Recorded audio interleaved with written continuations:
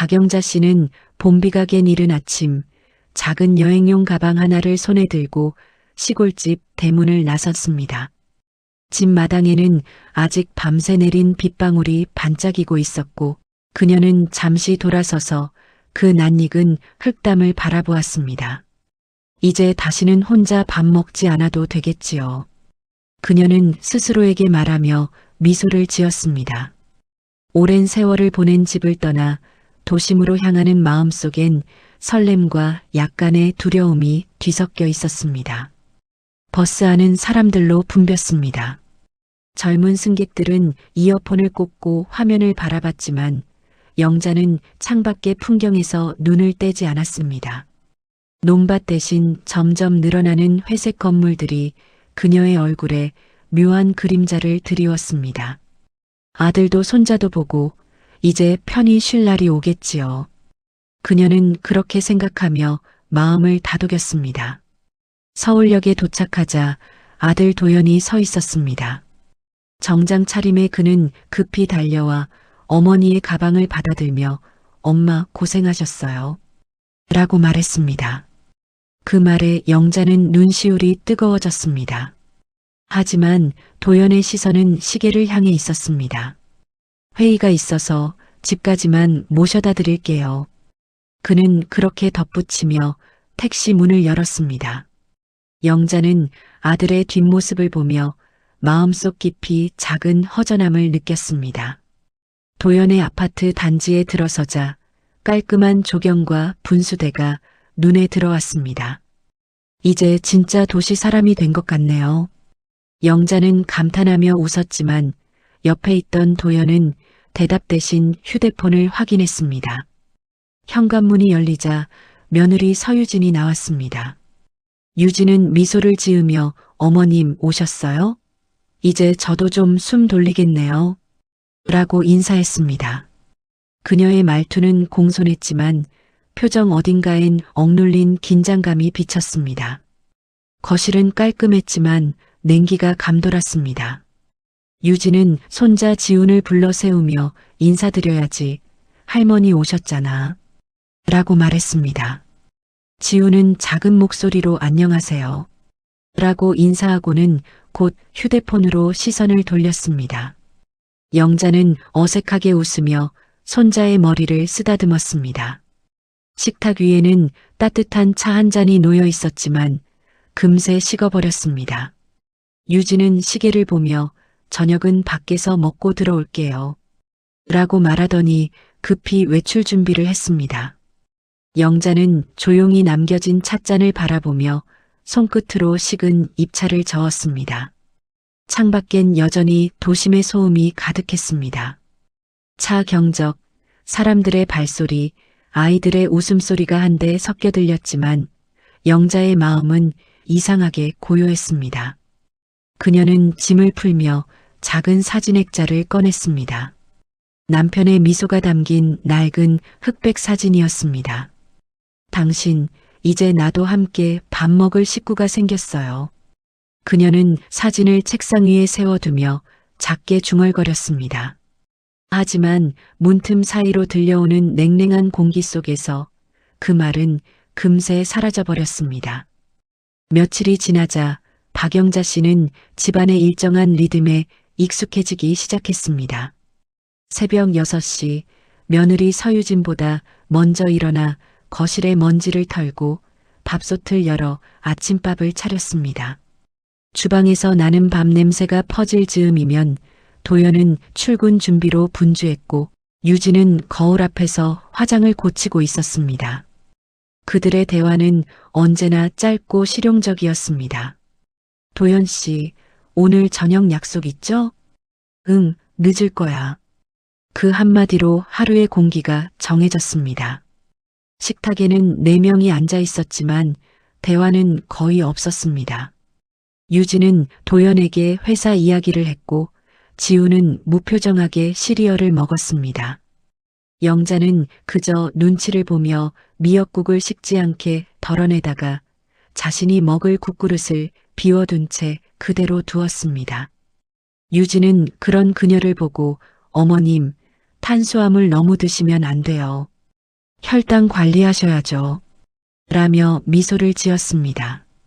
그 말은 친절했지만 이상하게도 따뜻하지 않았습니다.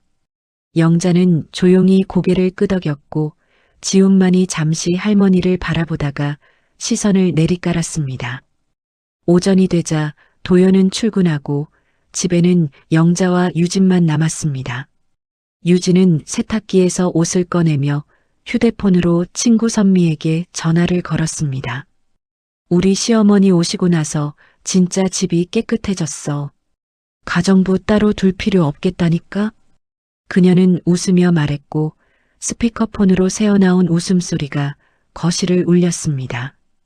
그때 안방 문틈에서 걸레를 쥐고 나온 영자의 손이 잠시 멈췄습니다. 그녀는 아무 말 없이 다시 걸레를 쥐고 바닥을 닦았습니다. 닦을수록 손끝이 떨렸습니다. 점심시간이 되어 유진은 혼자서 샐러드를 만들어 먹었습니다. 영자는 주방 한쪽에서 식은 밥 한 숟가락에 김치를 얹어 먹었습니다. 유진은 냉장고를 닫으며 어머님은 이런 거 잘 안 드시죠? 저희는 다이어트 중이라서요. 라고 말했습니다. 그녀의 목소리엔 아무런 악의가 없었지만 그 무심함이 오히려 칼처럼 마음을 베었습니다. 영자는 말없이 식탁 위 빵 부스러기를 쓸어 모으며 괜찮아요. 저는 이런 게 좋아요. 라고 답했습니다. 하지만 그녀의 손끝은 미세하게 떨렸고 그 떨림은 지훈이 창문 너머로 지켜보고 있는 줄도 몰랐습니다.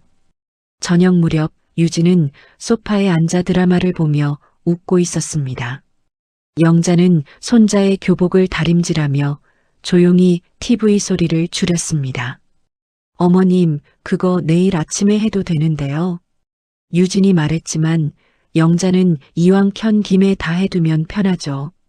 라고 대답했습니다. 그녀의 목소리는 여전히 부드러웠습니다. 하지만 마음속에는 작게 쌓인 피로가 가시처럼 자리 잡고 있었습니다. 그날 밤 불 꺼진 방 안에서 영자는 남편 사진을 바라보며 속삭였습니다. 당신, 내가 이 집에 잘 온 걸까요? 밖에서는 봄비가 다시 내리고 있었습니다. 그 빗소리가 그녀의 대답처럼 조용히 흘러내렸습니다. 다음 날 아침, 도연은 평소보다 일찍 출근 준비를 서둘렀습니다. 넥타이를 매며 오늘 본부장 회의 있어. 늦을 수도 있어. 라고 말하자 유진은 짧게 고개를 끄덕였습니다. 그녀는 남편의 출근 뒤 손목시계를 보며 급히 화장대 앞에 앉았습니다. 휴대폰 카메라를 켜고 화사한 미소를 지은 뒤 SNS에 우리 집엔 천사 같은 시어머니 덕분에 손이 편해요라는 글과 함께 아침 식탁 사진을 올렸습니다. 식탁엔 자신이 만든 음식은 하나도 없었지만 화면 속 분위기는 완벽했습니다. 몇 분 후 화면에는 부럽다, 효부시네요라는 댓글이 줄줄이 달렸습니다. 유진은 만족스럽게 미소 지었습니다.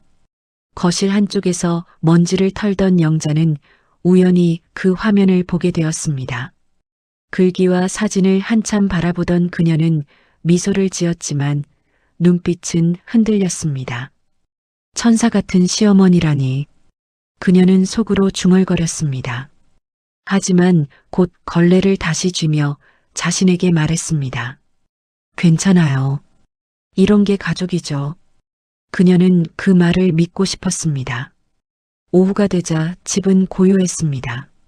지우는 학원에 가 있었고 유진은 친구 선미와 영상통화를 하며 웃고 있었습니다. 진짜 편해 죽겠어. 어머님이 다 알아서 하니까 손 하나 까딱 안 해도 된다니까? 선미의 웃음소리가 스피커폰을 통해 거실에 퍼졌습니다. 그 소리를 들은 영자는 냉장고 문을 닫으며 잠시 멈춰 섰습니다. 문틈에 비친 자신의 얼굴이 낯설게 느껴졌습니다. 그녀는 그 모습을 보며 작은 한숨을 내쉬었습니다. 저녁 무렵 유진은 장을 본다며 외출했고 영자는 혼자 손자의 학원 가방을 정리했습니다. 공책 사이에 낡은 그림 한 장이 끼워져 있었습니다. 할머니와 손자가 함께 웃고 있는 그림이었고 구석에는 우리 할머니 최고라는 글씨가 적혀 있었습니다. 그녀는 그 그림을 바라보다 살짝 미소를 지었습니다. 하지만 잠시 후 부엌 쪽에서 울리는 알림음에 고개를 돌렸습니다. 테이블 위에 유진의 휴대폰이 놓여 있었고 화면에는 선미의 메시지가 떠올랐습니다. 또 시어머니 집에 있어? 힘들겠다 키읔키읔. 영자는 손끝으로 화면을 덮으며 고개를 숙였습니다. 눈앞이 잠시 흐려졌습니다. 그날 밤 지훈이 돌아왔습니다. 할머니, 내일 학교 발표회 가요? 그의 밝은 목소리에 영자는 미소를 지었습니다.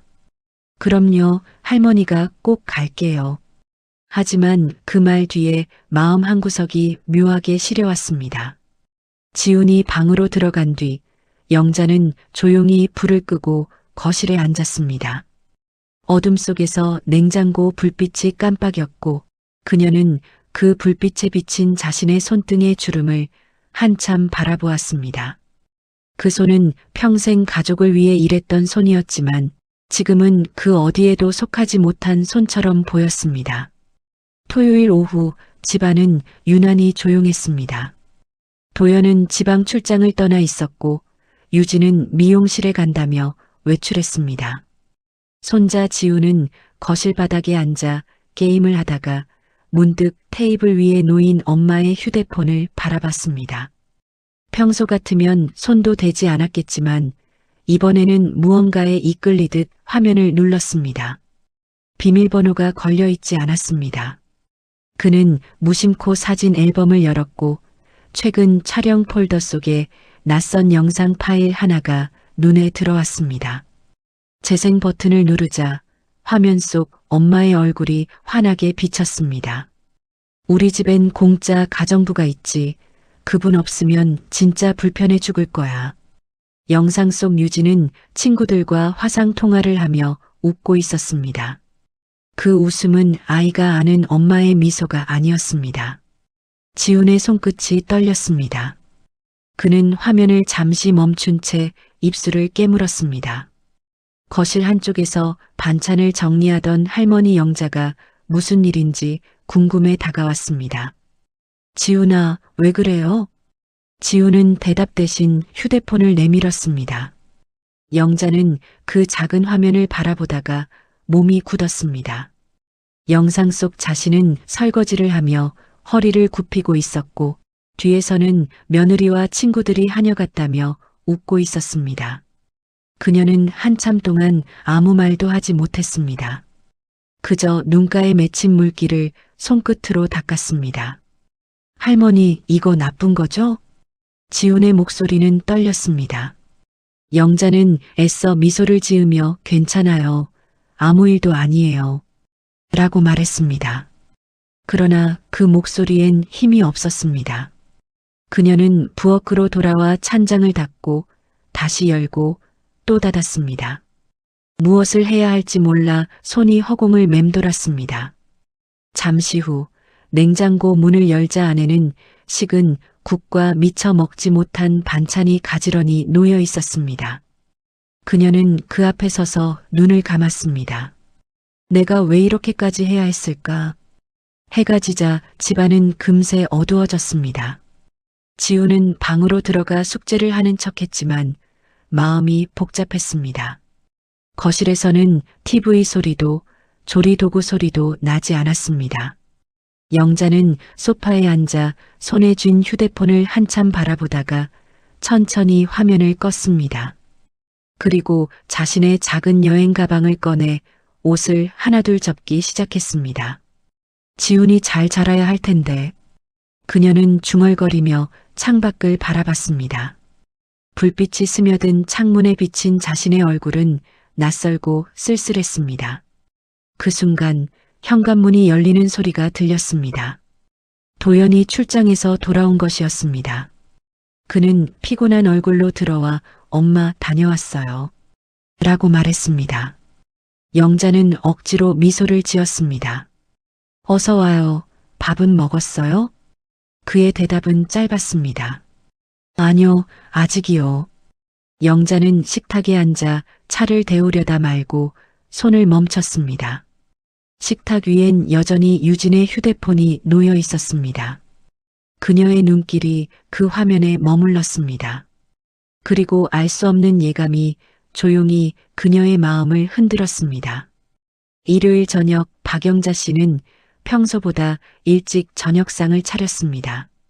된장국 냄새가 부엌 가득 퍼지고 식탁엔 김치와 생선구이가 올려졌습니다.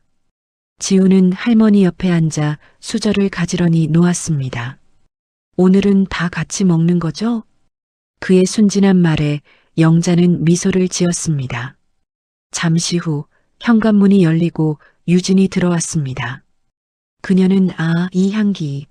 어머님 된장국 냄새네요. 라며 아무렇지 않게 웃었습니다. 그 순간 도연도 방에서 나와 식탁에 앉았습니다. 오랜만에 네 식구가 한자리에 모인 식탁이었습니다. 식사는 잠시 평온하게 이어졌습니다. 지훈이 학교 이야기를 하며 웃었고 영자는 조용히 그 모습을 바라봤습니다. 그러나 도연의 표정은 어딘가 굳어 있었습니다. 그의 눈길이 식탁 위를 떠돌다 유진의 가방 쪽으로 멈췄습니다. 가방 속에서 불빛이 깜빡이며 휴대폰 알림이 켜졌습니다. 도연은 무심히 그 휴대폰을 꺼내 들었습니다. 유진아, 이거 내 거지? 그녀는 대수롭지 않게 고개를 끄덕였습니다. 그 순간 화면 위에는 최근 영상 다시 보기라는 알림창이 떴습니다. 도연은 무심코 눌렀습니다. 짧은 웃음소리와 함께 영상이 재생되었습니다. 거실 안이 순식간에 정적에 잠겼습니다.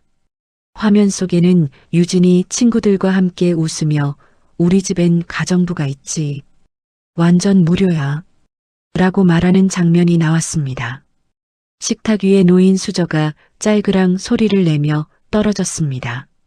지우는 고개를 숙였고 영자는 손끝으로 치맛자락을 꼭 쥐었습니다. 도연의 손등에 핏줄이 도드라졌습니다. 유진은 허둥지둥 휴대폰을 빼앗으며 그거 장난이에요. 그냥 농담이에요. 라고 말했습니다. 그러나 도연은 아무 말도 하지 않았습니다. 잠시 후 그는 깊게 숨을 내쉬더니 식탁 위에 휴대폰을 내리쳤습니다. 깨진 유리 조각이 바닥에 튀었습니다. 유진은 놀라서 뒷걸음질 쳤습니다. 지훈이 울먹이며 아빠 무서워요. 라고 말하자 도연은 그제야 자신이 떨고 있음을 깨달았습니다. 미안하다, 지훈아. 그의 목소리는 낮았지만 분노와 슬픔이 뒤섞여 있었습니다. 영자는 자리에서 일어나 도연의 팔을 붙잡았습니다. 그만해요. 그만. 그녀의 눈에서는 말보다 더 깊은 피로가 느껴졌습니다. 유진은 바닥에 무너져 앉아 울음을 터뜨렸습니다. 잘못했어요. 그냥 스트레스 때문에. 하지만 그 변명은 아무에게도 닿지 않았습니다. 그날 밤 식탁 위엔 차갑게 식은 국만 남았습니다. 도연은 말없이 방으로 들어갔고 문이 닫히는 소리가 묵직하게 울렸습니다. 지우는 할머니 품에 안겨 흐느꼈고 영자는 아이의 머리를 쓰다듬었습니다. 그녀의 눈가에 맺힌 눈물이 떨어져 지훈의 손등을 적셨습니다. 창밖에서는 빗방울이 다시 내리고 있었습니다. 깨어진 휴대폰 조각이 바닥에서 희미한 불빛을 반사했습니다. 그 빛은 마치 오랜 시간 숨겨져 있던 거짓과 상처가 세상에 드러난 듯 잔인하게 반짝이고 있었습니다. 새벽녘 아파트 거실은 정적에 잠겨 있었습니다. 깨진 휴대폰 조각은 여전히 식탁 밑에 흩어져 있었고 공기에는 어제의 긴장감이 가시지 않았습니다. 박영자 씨는 잠에서 깬 지훈이 무서워하지 않도록 부엌 불을 살짝 켰습니다. 부드러운 주황빛 불이 켜지자 그녀의 얼굴엔 깊은 주름이 드러났습니다. 그 주름 사이로 흘러내린 눈물 자국이 아직 마르지 않았습니다. 잠시 뒤 방문이 열리며 도연이 나왔습니다. 그는 밤새 한숨도 자지 못한 듯한 얼굴로 식탁 의자에 앉았습니다. 엄마, 죄송해요. 이런 일까지 보게 해서. 그의 목소리는 낮았지만 죄책감이 묻어났습니다. 영자는 대답하지 않았습니다. 그녀는 조용히 걸레를 가져와 식탁 아래 떨어진 휴대폰 조각을 하나씩 주워 담았습니다. 손끝이 미세하게 베었지만 그녀는 아무런 표정도 짓지 않았습니다. 깨진 조각을 쓰레기통에 넣으며 다 지나갈 거예요. 라고 말했습니다. 그 말은 자신에게 하는 위로 같았습니다. 아침이 되어도 가족의 식탁은 조용했습니다. 도연은 출근하지 않았고 유진은 방문을 걸어 잠근 채 나오지 않았습니다. 지우는 식탁 옆 의자에 앉아 조용히 밥을 먹었습니다. 할머니, 오늘 학교 안 가도 돼요? 그의 말에 영자는 잠시 멈칫했지만 이내 부드럽게 고개를 끄덕였습니다. 그래요. 오늘은 집에 있어요. 그녀는 아이의 머리를 쓰다듬으며 미소 지었지만 그 웃음은 짧았습니다. 점심 무렵 유진은 방문을 열고 나왔습니다. 눈이 퉁퉁 부어 있었고 목소리는 떨렸습니다. 어머님, 죄송해요. 제가 너무 경솔했어요. 영자는 그녀를 바라보다가 천천히 고개를 숙였습니다. 이런 말 나중에 해요. 지금은 서로 조금 조용히 있는 게 좋겠어요. 그녀의 목소리는 나지막했지만 단호했습니다. 유진은 아무 말도 하지 못하고 고개를 숙였습니다. 그녀의 뒤에서 지훈이 가만히 엄마를 바라봤습니다. 아이는 무언가를 이해한 듯 천천히 방으로 들어갔습니다. 그날 오후 영자는 자신의 방으로 들어가 낡은 여행 가방을 꺼냈습니다. 손때 묻은 가방 지퍼를 천천히 열고 옷을 차곡차곡 접어 넣었습니다. 그녀는 작은 액자 하나를 손에 들고 오래 바라봤습니다. 사진 속에는 남편의 젊은 얼굴이 담겨 있었습니다. 여기까지만 할게요. 더는 괜찮다고 말할 자신이 없어요. 그녀는 조용히 중얼거렸습니다. 현관문을 나설 때 지훈이 뒤따라왔습니다. 할머니, 가지 마요. 아이의 울음 섞인 목소리에 영자는 고개를 숙였습니다. 다 괜찮아질 거예요. 내가 지켜야 해요. 알겠죠? 엘리베이터 문이 닫히는 순간 지훈의 손이 공중에 머물렀습니다. 그 작은 손끝에 미처 닿지 못한 외침이 복도에 맴돌았습니다. 유진은 창가에 서서 그 모습을 바라보다 결국 무릎을 꿇었습니다. 도연은 아무 말 없이 창문을 닫았습니다. 그가 문을 닫는 소리는 마치 집 전체가 무너지는 소리처럼 깊고 무거웠습니다. 그날 저녁 식탁 위에는 영자가 남긴 손수건 하나가 남아 있었습니다. 하얀 천 위의 수놓인 문구는 단 한 줄이었습니다. 미워하지 말고 잊지도 말아요. 며칠이 지나고 그 집의 공기는 한층 무거워졌습니다. 식탁에는 여전히 4개의 그릇이 놓였지만 3사람만이 자리에 앉았습니다. 도연은 밥 한 숟가락을 들다 내려놓았고 유진은 젓가락을 잡은 채 시선을 떨궜습니다. 지우는 조용히 밥을 먹으며 가끔씩 현관문 쪽을 바라봤습니다. 그 문 너머로 할머니가 들어오지 않는다는 사실을 이제야 실감하고 있었습니다. 그날 오후 유진은 조용히 병원 근처의 상담센터를 찾았습니다. 대기실 의자는 차갑게 식어 있었고 그녀의 손은 땀으로 젖어 있었습니다. 상담실 문이 열리자 젊은 여성 상담사가 따뜻한 미소로 맞이했습니다. 요즘 어떤 일로 힘드세요? 그 한마디에 유진은 눈물이 터져 나왔습니다. 그녀는 남편과의 거리, 시어머니에 대한 불만, 그리고 스스로도 이해할 수 없는 감정을 털어놓았습니다. 상담사는 고개를 끄덕이며 조용히 말했다. 죄책감이 생겼다는 건 이미 변화를 시작했다는 뜻이에요. 그 말에 유진은 숨을 고르며 눈을 감았습니다. 그날 저녁 도연은 차를 몰고 시골 어머니 집으로 향했습니다. 길가에는 초여름 들꽃이 피어 있었지만 그의 시선은 앞만 보고 있었습니다. 시골 마을 어귀에 들어서자 흙냄새가 진하게 밀려왔습니다. 작은 대문을 밀고 들어가니 마당에는 장독대와 수국이 가지런히 놓여 있었습니다. 영자는 마루에 앉아 수건을 개고 있었습니다. 도연은 잠시 말을 잃었습니다. 그녀는 고개를 들고 아들을 바라봤습니다. 왔구나. 짧은 인사였지만 그 안에는 긴 세월의 정이 녹아 있었습니다. 도연은 어머니 옆에 앉아 손끝으로 흙먼지가 묻은 마루를 쓸었습니다. 엄마 미안해요. 그 한마디가 어렵게 입 밖으로 나왔습니다. 영자는 조용히 미소 지었습니다. 됐어요. 다 지나간 일이지요. 이젠 내가 지훈이를 잘 키우면 돼요.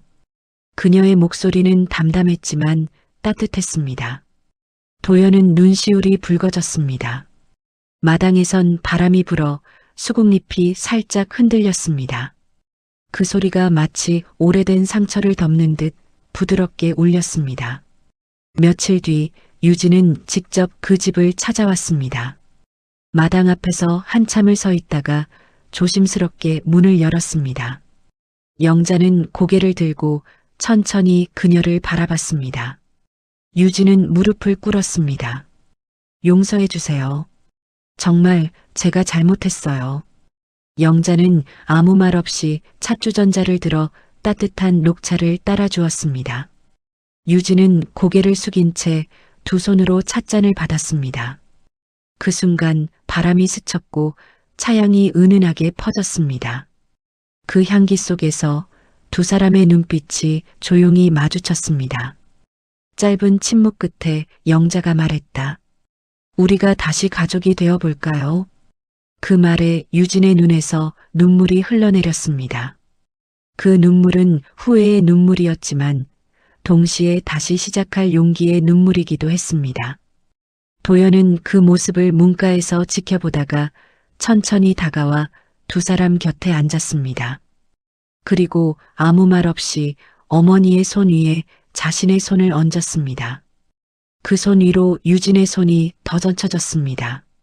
세 사람의 손이 포개진 채로 오래된 상처의 무게가 조금씩 가벼워지고 있었습니다.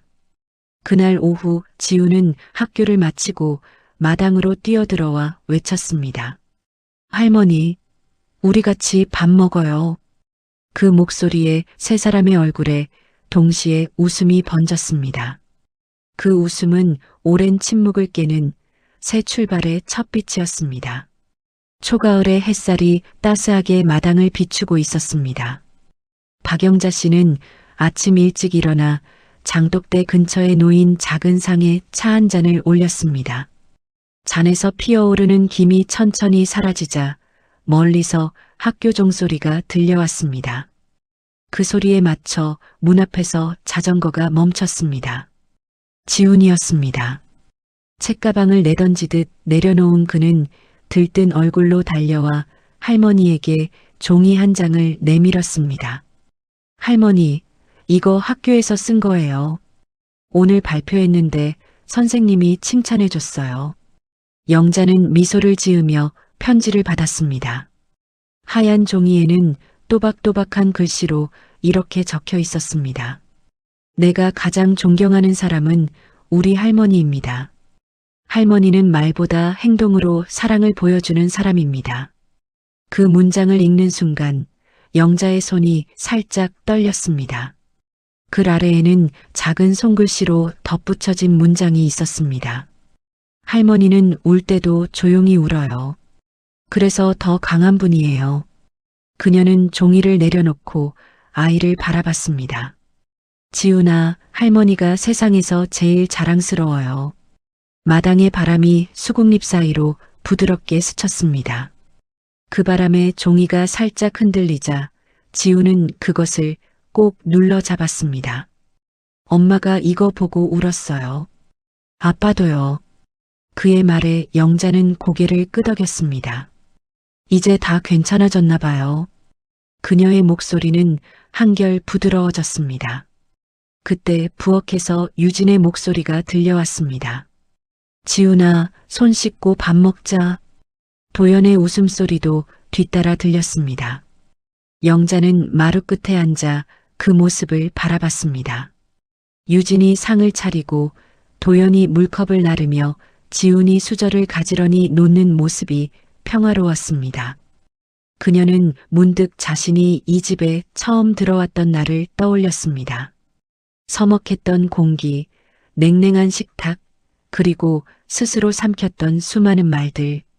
그 모든 순간들이 지금의 이 장면을 만들기 위한 과정이었음을 깨달았습니다. 그녀의 눈가가 촉촉이 젖었지만 이번엔 눈물이 떨어지지 않았습니다. 식사가 끝나자 유진이 조심스레 다가왔습니다. 어머님, 오늘 저녁엔 제가 된장국 끓여볼게요. 그녀의 목소리는 진심이 담긴 따뜻한 음색이었습니다. 영자는 천천히 고개를 끄덕였습니다. 좋아요. 당신이 끓인 국 맛있을 거예요. 유진은 부드럽게 웃었고 지우는 할머니 품에 얼굴을 파묻었습니다. 그 순간 마당을 스치는 바람결이 부드럽게 머리카락을 흔들었습니다. 햇살은 따뜻했고 공기는 평온했습니다. 영자는 고개를 들어 하늘을 바라봤습니다. 구름 사이로 비치는 빛이 눈부셨습니다. 그녀는 마음속으로 중얼거렸습니다. 이제 진짜로 가족이 되었구나. 그녀의 입가에 잔잔한 미소가 번졌습니다. 멀리서 종이 울리고 그 소리가 바람에 실려 천천히 마당을 스쳐갔습니다. 박영자 씨의 눈빛엔 이제 후회도 슬픔도 없었습니다. 그저 긴 세월 끝에 찾아온 평화와 감사만이 고요하게 머물러 있었습니다.